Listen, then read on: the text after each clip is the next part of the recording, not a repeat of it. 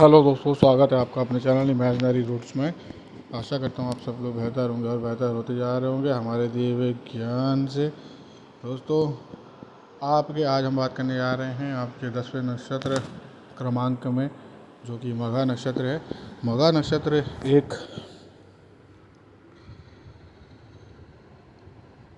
ऐसा नक्षत्र है जिसके आपके देवता पितर हैं और जिसका गण राक्षस है और स्वामी ग्रह केतु है। इसका राशि जो है वो बहुत प्रबल यानी कि सिंह है। नक्षत्र स्वामी भी इसके पितर ही हैं। योनि इसकी चूहा है, नाड़ी इसकी मध्य है। और जैसा कि मैंने आपको बताया कि ये मघा नक्षत्र सिंह राशि को ले गया, और सिंह राशि यानी कि सिंहासन सिंहासन इसका प्रतीक चिन्ह है। 4 पाद हैं, चारों के चारों मघा राशि में आपके सिंह राशि में है, पूर्णतः सिंह राशि में है। और पितरों का पितर दोस्तों आपके वो हैं जो आपको अब आने वाला है पितरों का समय, 16 दिन के पितर साथ। पितरों का आशीर्वाद से ही आप आगे बढ़ते हैं, उन्हीं के आशीर्वाद से आपके सब मजबूत होता है। नहीं तो लोगों की तो कुंडली में पितृदोष आते हैं। तो इस मघा नक्षत्र में अगर आप पितृ पूजन करते हैं, पितृ स्रोत पढ़ते हैं, तो ये आपके पितरों को तृप्ति देने वाला होगा। अमावस्या के दिन खास तौर से आपके अगर ये नक्षत्र पड़ जाता है तो सोने में सुहागा है, क्योंकि आपके उस समय आपको बहुत ही लाभ मिलेगा अपने पितरों से, अपने पितरों को मुक्त करने का। या पितरों में आपके बहुत सारी क्वालिटी होती है, जैसे कि 3 तो तेज के होते हैं, बाकी के 4 आपके 4 वर्णों के आधार पर होते हैं। जैसे कि मैं आपको बताना था, तेज के आधार पर जो होते हैं वो होते हैं अग्निस्वाद, फिर उसके बाद आपके होते हैं आपके ये सौम्य, फिर होते हैं आपके बहिर्शत। ये 3 तो तेज के होते हैं जो तेजा स्वरूप होते हैं। और बाकी जो 4 जो वर्णों के लिए हैं उसमें पहले जो हैं, जैसे ब्राह्मणों के लिए आपके उसमें हैं ऊष्मप, क्षत्रियों के लिए हैं हविष्यमन, तृतीय वैश्यों के लिए हैं अजप्य, और चौथे हैं सुकालीन, चौथे वर्ण के लिए। तो दोस्तों आपके ये सब मैं आपको बता रहा हूँ।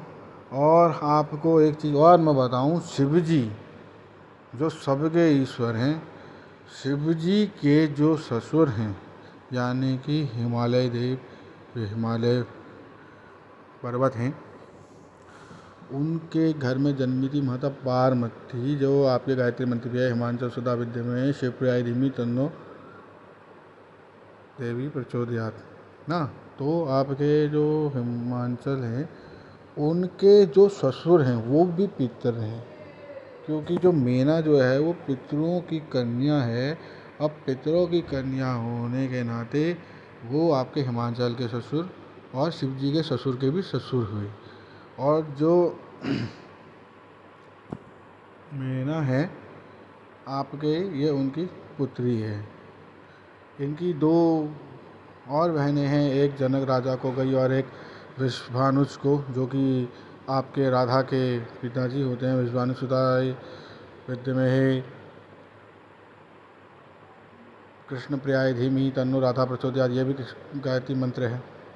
और वहाँ आपके माता सीता की माता जो कि सुनैना है, वो भी आपके इन्हीं की माता हैं। जो सुनैना जो हैं वो आपके पितरों की ही बेटी हैं।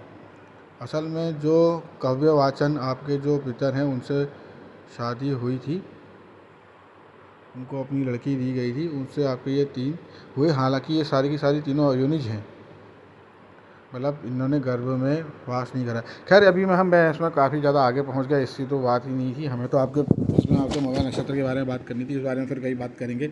जो उत्सुक हों वो पूछ सकते हैं, मैं उनको बता दूंगा डिटेल से। तो पितृ देवताओं का मंत्र है वो पितृदेव्यो नमः, है ना। और आपके अमावस्या तो इसका आपके दिन है ही आपके पूजा के लिए, है ना। और दोस्तों मैं आपको एक बात और बताता हूँ कि आपके आप लोगों को हमेशा अपने पितरों के लिए अच्छे कार्य, जैसे पानी का दान हो गया, पानी रखना हो गया, पेड़ पौधे लगाना हो गया।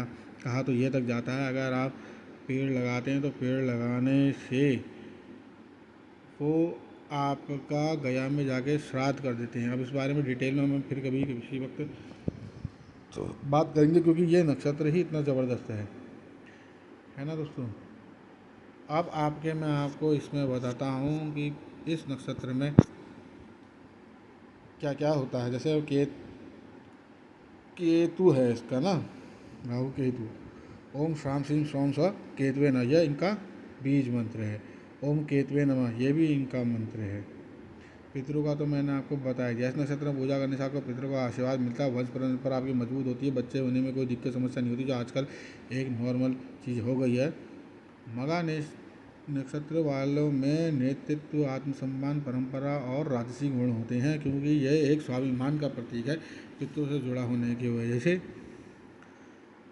केतु जो होता है वो मोक्ष कारक भी बताया गया है, और रहस्य वाला भी है, आध्यात्मिक भी है, और गूढ़ गानों का आपके केंद्र से। बहुत से लोगों का ना, जो मगा नक्षत्र वाले में पैदा हुए बच्चे होंगे, उनके मन में आपके ऐसी अलौकिक चीज़ों को पाने की, रहस्यमयी, तिलिस्मी, गूढ़ ज्ञान, या ऐसे काला जादू, तंत्र मंत्र, इनमें भी उनकी रुचि होगी। जादू टूना, हाथ की सफाई, इन सब चीज़ों में वो बड़ी जल्दी सीखने वाले कहे जा सकते हैं।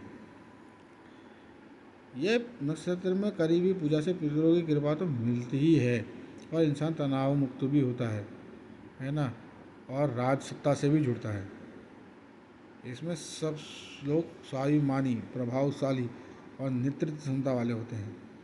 यह नक्षत्र अपने पूर्वजों के सम्मान, परंपराओं के पालन और उनका गौरव को बढ़ाने वाला नक्षत्र है। ये इनकी एक कहें तो कि एक ब्लेस्ड चाइल्ड है जो इस नक्षत्र में पैदा हुए हैं। इसमें आपके लोगों के मन में, इस नक्षत्र में जन्मे हुए लोगों के मन में दान, यज्ञ, सेवा, धर्म के प्रति विशेष झुकाव, ये इनके एक प्राकृतिक गुण होंगे। ऐसा नहीं है कि ये किसी को देख के सीख रहे हैं, ये इनके प्राकृतिक गुण होंगे, है ना। और परंपरावादी भी होंगे, धर्मनिष्ठ भी होंगे, अपने से बड़ों का, पूर्वजों का मान सम्मान भी करेंगे, और इसीलिए इनको हमेशा अपने से बड़ों का मान सम्मान करेंगे। कभी भूल के भी किसी का, ऐसे नक्षत्र पैदा हुए लोगों को कभी भूल के भी किसी अपने से बड़े का कभी मान अपमान नहीं करना चाहिए। अपने माता पिता से ऊंची आवाज़ में बात नहीं करनी चाहिए, उनकी बात नहीं काटनी चाहिए, और ऐसे ही और कार्य नहीं करने चाहिए जिससे आपके पितरों को कष्ट हो। कभी कभी क्रोधी, जिद्दी और अहंकारी भी ये हो सकते हैं। ये भी आपके मिले जुले लक्षण हैं जो कि आपके इस नक्षत्र में जन्मे हुए लोगों के अंदर में होने की पूरी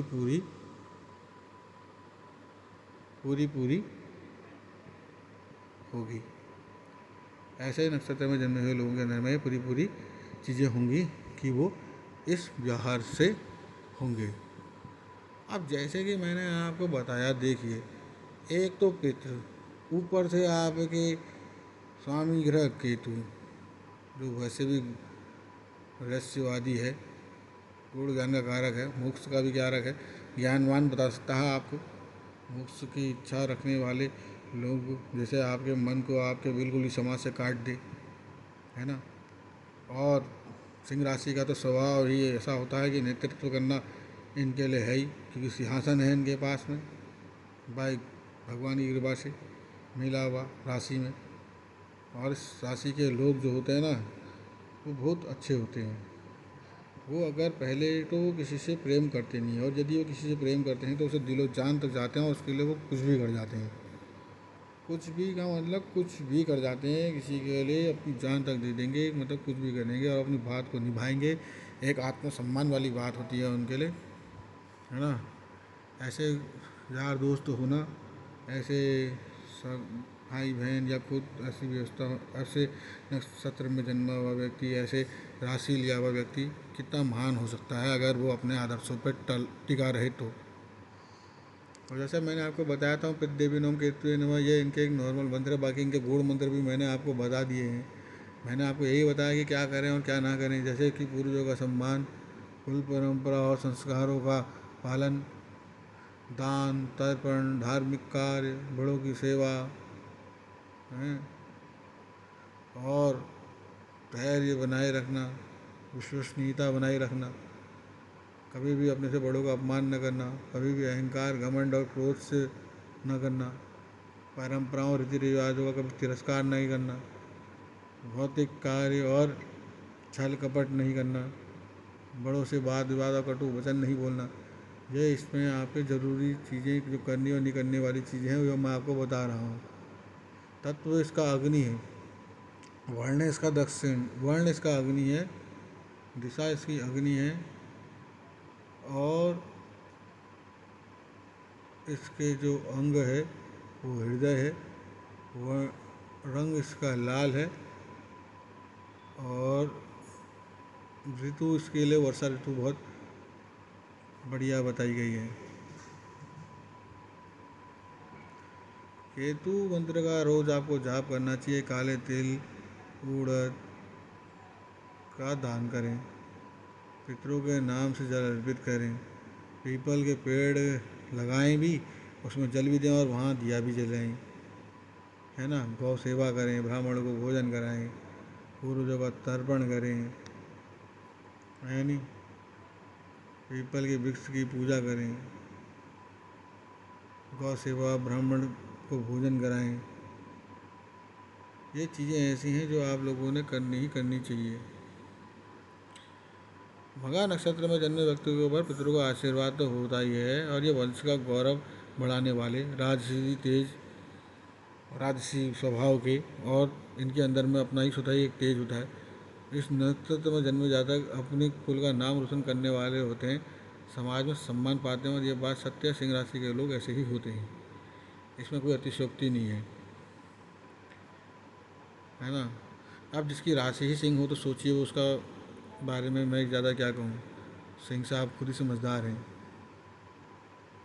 राजसी नेचर तो इनका होता ही है। और मैंने आपको बताया कि इस नक्षत्र में आपको पितरों के लिए कार्य अवश्य करना चाहिए, देवताओं का पूजन। मघा नक्षत्र किसी भी दिन आप पंचांग खोल के देखें, पंचांग डाउनलोड करें, पंचांग में देखें, और पंचांग में देखने के पश्चात आपके ये देखें कि आपका जन्म वाला जो नक्षत्र है वो कब आया है, और उस नक्षत्र के दिन आपको ये पूजा और ये सब कार्य करने चाहिए। दोस्तों वैसे बताने को तो बहुत कुछ है, लेकिन आपके ऐसा है ना, जैसे जैसे मैं आप लोगों को बताते जाता हूँ, आप लोग मुझसे कुछ पूछते नहीं हैं, तो फिर आपको मेरे को ऐसा लगता है कि मैं कहीं अपने मन की बातें तो नहीं बोल रहा हूँ।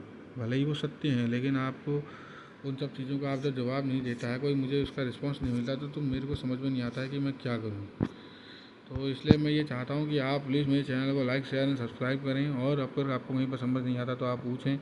और जो ये आपके स्क्रीन के ऊपर जो लिखा हुआ जो कुछ भी आता है, कभी कभी कोशिश करें कि इसे पढ़ें। वैसे तो इसमें आधे से ज़्यादा चीज़ें तो आपको समझ में आएंगी नहीं, और अगर समझ में आ भी गई हैं तो भी कुछ चीज़ें इसमें से जुड़ी हैं, कुछ चीज़ें इसमें से नहीं भी जुड़ी हुई हैं।